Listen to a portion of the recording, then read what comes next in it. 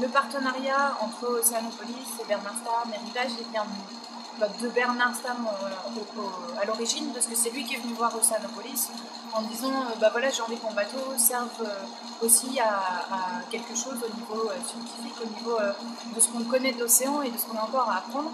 Et du coup, après maintes réflexions entre le directeur d'Océanopolis, Sarah et Bernard, etc., il y a eu l'idée d'installer un mini-lab à bord du bateau en se disant qu'on va essayer de récupérer des données océanographiques sur la traversée du Vendée Globe, parce que le bateau en fait traverse des zones qui sont finalement très peu fréquentées par les navires, et puis sur lesquelles on a des difficultés souvent à avoir des... Enfin, c'est des zones sur lesquelles on a des difficultés à obtenir des informations, des difficultés en termes de navigation, c'est pas évident, et puis il n'y a pas grand monde qui passe là-bas. Donc du coup on s'est dit qu'est-ce qu'on peut faire, et du coup l'idée ça a été de mettre un mini-lab, l'idée c'est d'essayer justement de mettre à bord un appareil ou des appareils qui allaient servir en fait à faire des mesures océanographiques.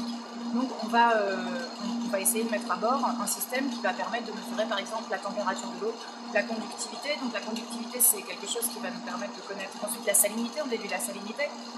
On a aussi une sonde d'oxygène, on a une sonde de turbidité, donc c'est la quantité de particules en fait qui sont en suspension dans l'eau.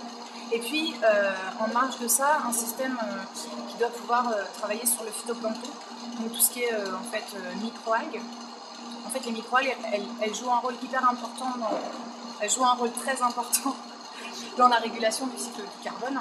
Et du coup, c'est pour ça qu'on regarde ces microalgues. Voilà.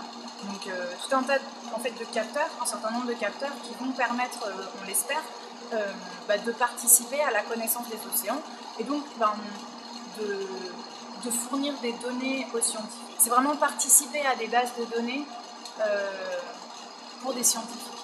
Après, il y a des programmes de recherche qui peuvent être montés aussi. On travaille en partenariat avec le laboratoire ici à Brest à l'IEM, avec le LEMA. On travaille aussi avec le laboratoire de Vimereux.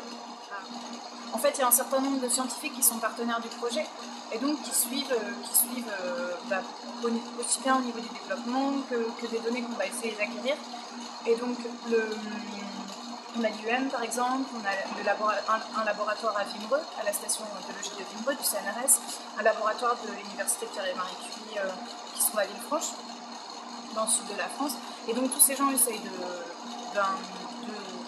mettre la main à la pâte en fait pour que le projet fonctionne. Après, le rôle d'Océanopolis dans tout ça, c'est d'essayer de faire un petit peu l'interface entre les gens de la course, vraiment l'équipe course du bateau, les scientifiques, les gens de l'EPFL qui travaillent eux sur l'implémentation, sur l'aménagement du système à bord. Et c'est pas vraiment un rôle de chef de projet, mais c'est plus arriver à discuter avec tout le monde. Et puis c'est dans un esprit de partenariat, donc chacun amène un peu sa pierre à l'édifice en espérant que ça marche.